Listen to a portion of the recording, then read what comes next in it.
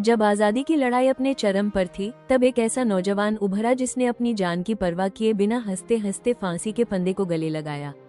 वो थे शहीद आजम भगत सिंह। आइए जानते हैं उस महान क्रांतिकारी की प्रेरणादायक जीवनी। भगत सिंह का असली नाम, उनका पूरा नाम था भगत सिंह संधू। धर्म से ज्यादा इंसानियत। जेल में वे नास्तिक घोषित हुए और उन्होंने मैं नास्तिक क्यों हूँ नामक लेख लिखा। पढ़ाई का जुनून। फांसी से ठीक पहले भी वे लेनिन की किताब पढ़ रहे थे। जब जल्लाद बुलाने आया तो बोले, ठहर जाओ, एक क्रांतिकारी दूसरे क्रांतिकारी से मिल रहा है। दाढ़ी मूंछ काटना। सॉन्डर्स की हत्या के बाद भगत सिंह ने ब्रिटिश पुलिस से बचने के लिए अपनी दाढ़ी मूंछ काट दी और अंग्रेजों जैसा रूप बना लिया था।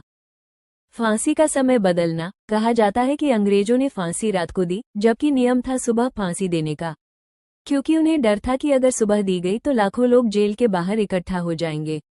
पसंदीदा किताबें। वे शेक्सपियर और लेनिन के बहुत बड़े प्रशंसक थे। शाकाहारी से मांसाहारी। शुरू में वे शुद्ध शाकाहारी थे, लेकिन जेल में जाकर उन्होंने मांस खाना शुरू किया ताकि जेल की कठिन परिस्थितियों का सामना कर सकें। भगत सिंह का जन्म 28 सितंबर 1907 को पंजाब के लायलपुर जिले, अब पाकिस्तान, के बंगा गांव में हुआ। उनके पिता किशन सिंह और चाचा अजीत सिंह खुद स्वतंत्रता संग्राम में सक्रिय थे। घर का माहौल ही देशभक्ति से भरा था, इसलिए बचपन से ही भगत सिंह के मन में अंग्रेजों के खिलाफ आग जलने लगी। लाहौर के नेशनल कॉलेज में पढ़ाई के दौरान उन्हें लाला लाजपत राय, बिपिन चंद्र पाल और बाल गंगाधर तिलक जैसे नेताओं के विचारों का गहरा असर हुआ। 1919 के जलियांवाला बाग हत्याकांड ने उनके दिल को झकझोर दिया। उसी दिन भगत सिंह ने मिट्टी की एक बोतल में खून से सनी मिट्टी भरकर अपनी प्रेरणा बना ली।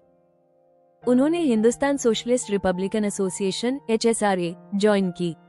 1928 में लाला लाजपत राय की मौत का बदला लेने के लिए उन्होंने सैंडर्स की हत्या की।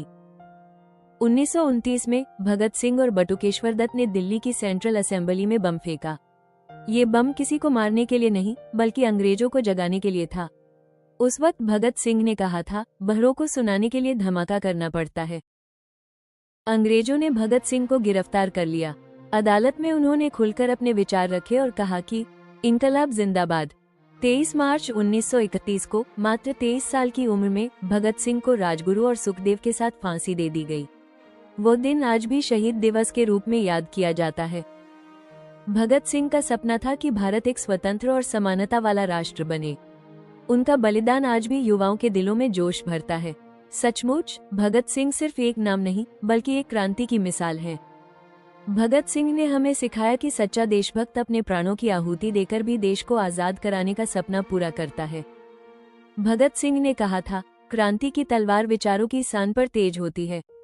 आज भी उनकी सोच और बलिदान हमें सिखाता है कि सच्ची देशभक्ति केवल शब्दों से नहीं, बल्कि कर्मों से साबित होती है। शहीद भगत सिंह, राजगुरु और सुखदेव को हमारी ओर से कोटि कोटि नमन।